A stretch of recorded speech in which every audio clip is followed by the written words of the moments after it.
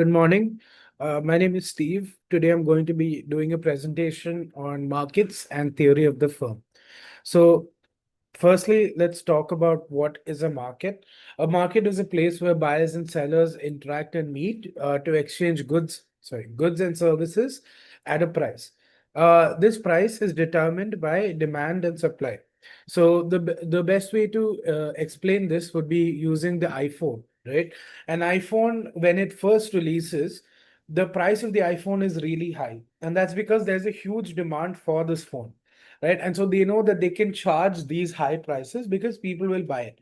But if you look at the same iPhone, 6 to 8, maybe even a year down the line, the price of that iPhone will decrease because the demand for that iPhone has also decreased accordingly. And so market equilibrium is the point where demand meets the supply, right? Next, we'll talk about the different types of market structures. First is a perfect competition. In this type of market structure, there's many sellers and identical goods. Best example is agriculture.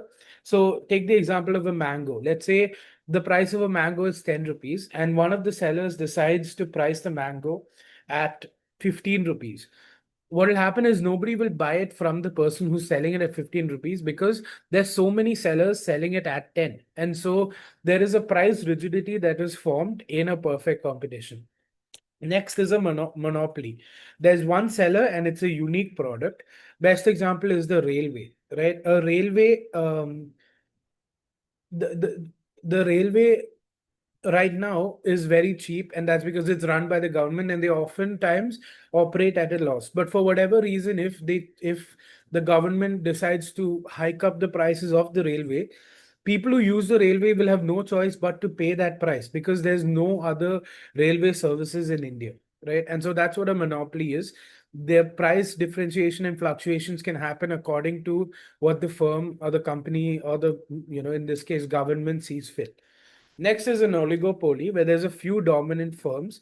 Best example is the telecom industry, right? So in an oligopoly, there's constant competition between these few sellers for the price. And so what happens is they react accordingly. So best example I can give you is during the time of demonetization when Jio came out, Jio was offering data services for a significantly lesser price compared to other competitors like Airtel, Vodafone, etc.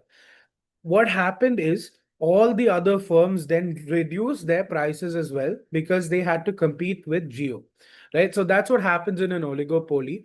They are constantly trying to undercut each other so that they can gain market share. Next is the monopolistic market where there's many sellers and there's product differentiation as well among these sellers. Best example is clothing.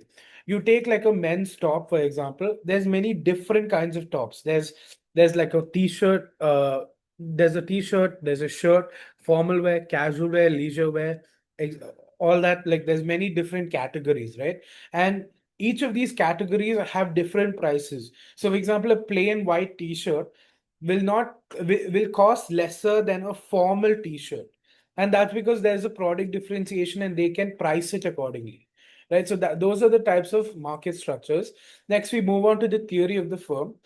The firm's responsibility is to maximize profit, and this can be calculated by subtracting total cost from total revenue. So the decision rule is basically the company has an obligation to maximize profits at the least amount of and incur the least amount of cost. When we talk about costs, there's three types. There's fixed, variable, and marginal. Fixed costs are the costs that don't change regardless of the production. For example, take rent. Whether you increase production or decrease production, rent will be the same. Next, we have variable cost. Variable costs are the costs that change according to the rate of production. So if your company is producing goods, like producing at a has a higher rate of production, your electricity cost will increase.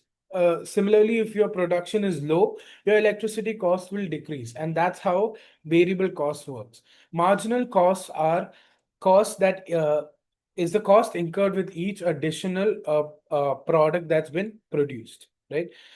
So the importance of all this is that market structure affects pricing, efficiency, and innovation.